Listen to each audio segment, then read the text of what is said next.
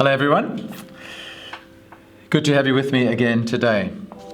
Now in Hebrews chapter 12 verse 1 to 3, we have what is arguably the most famous exhortation, encouragement in this letter. Let me read it for you. Therefore, since we are surrounded by so great a cloud of witnesses, let us also lay aside every weight and the sin which clings so closely, and let us run with endurance the race that is set before us, looking to Jesus, the founder and perfecter of our faith, who for the joy that was set before him endured the cross, despising the shame, and is seated at the right hand of the throne of God. At the heart of this exhortation then is this call to run with perseverance. And this really touches the main aim of our letter, as we've seen already. Hebrews was really written to people who were in danger of giving up, to encourage them to keep going to the very end, all the more, as we saw in our last episode, as you see the day of the Lord approaching. So the aim of the author is to encourage us to keep going as Christians, to run that Christian race with perseverance. He uses the image of running a race. Of course, it's a familiar image. What he has in mind is the race that is made up of believing, of faith. It's the race of Christian faith. And it's very clear that faith is the main theme that he's talking about, because he reminds us that Jesus is the perfecter, the founder and the perfecter of our faith in chapter 12 verse 2. But this passage that we've read actually begins, or the argument begins, all the way back in chapter 11 verse 1, where we have that famous definition of faith. Faith is the assurance of things hoped for, the conviction of things not seen, etc. So this whole section of the letter, 11:1 to 12:3, is all about faith and running with perseverance. That is, running by faith to the very end. So really this passage raises two questions for us. Number one, what is this faith that the writer's talking about? Number two, how do we persevere in faith? How do we run with perseverance in our faith? And the answer to the first question, what is faith, really leads us to the answer to the second, how do we persevere? So what then is faith? Well, in the verses I read for you, faith is of course exemplified by Jesus. Looking to Jesus, who is described here as the founder and the perfecter of our faith. Actually, in the original, the word our is not there. It's literally the founder and perfecter of faith. In other words, what we're being told is Jesus is the model believer. If you want to know what faith is, look at Jesus. I wonder if you've ever thought of Jesus as that, as the model believer. So he's the one in whom we have to put our faith, but he's also the one who models what faith is. And we see how Jesus' faith works out, because at the rest of verse 2, we see that for the joy set before him, so it's forward-looking, he endured the cross, despising the shame, and is now seated at the right hand of God. So Jesus is the model believer because he trusted God even at the cross, looking forward to the world to come when he would finally finish his work and sit down at the Father's right hand in glory. So Jesus provides the model for what faith is. And this definition of faith, this trusting God's promises and trusting God, looking forward and persevering in that, is really what we see in this long chapter of what he calls a great cloud of witnesses.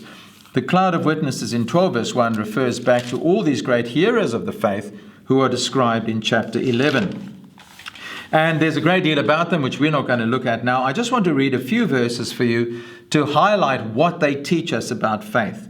So the author tells us, 11:1, that faith is the assurance of things hoped for. That's future. We only ever hope for stuff in the future. We don't hope for what we have. Of course, hope is a future word. And so we're confident about future things. There's conviction about things not yet seen. So again, we're dealing with the unseen world, the world to come, the heavenly world.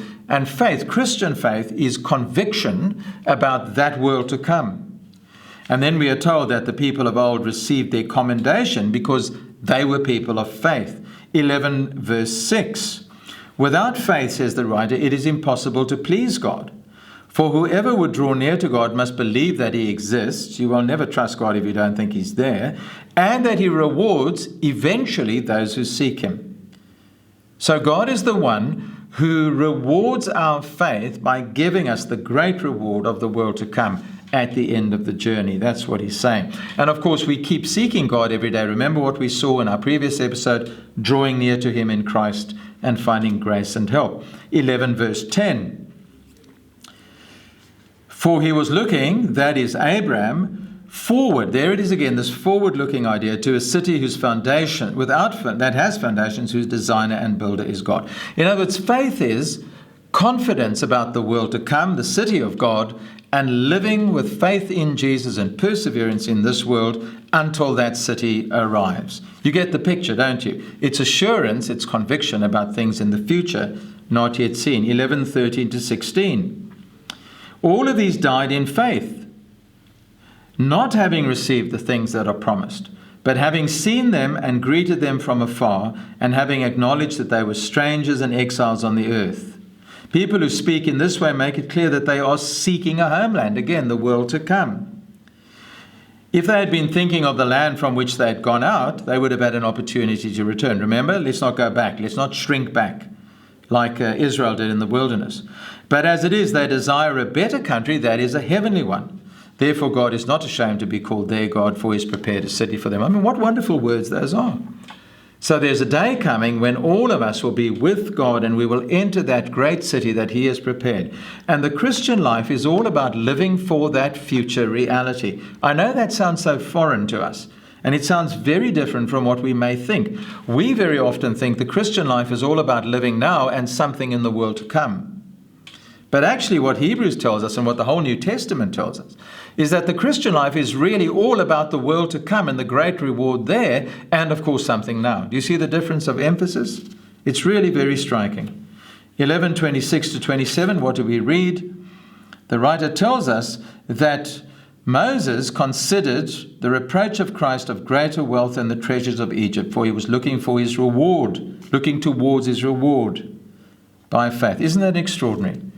He looked at the world around him and he said, what's coming in God's kingdom is worth far more than the world can offer me. What a great encouragement to stay Christian, to have that mindset.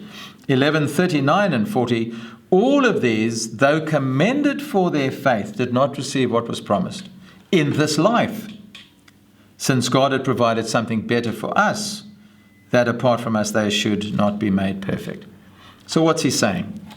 He's saying that Jesus is the great reminder that the future is what really matters. And that all of the Old Testament saints really were living for the future. Despite everything they received in this world, none of that was the reality. They were but the shadows.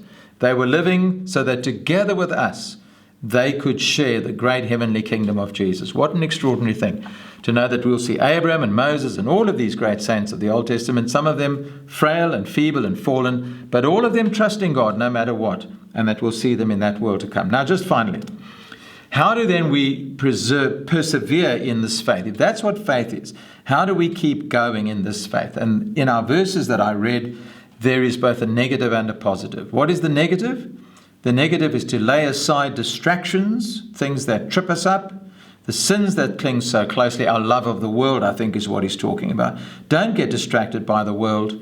Don't let the love of the world turn you away from the Lord. Rather, looking at Jesus and taking your cue from him, run with perseverance. Stay Christian every day. Not always easy to do, but absolutely worth doing. You might put it like this: keep your eyes on the prize, because the heavenly reward is far more worthwhile than anything you give up in this world. I hope that's been an encouragement for you. Look forward to joining you for episode number 11, the second last of our 12 episodes in Hebrews.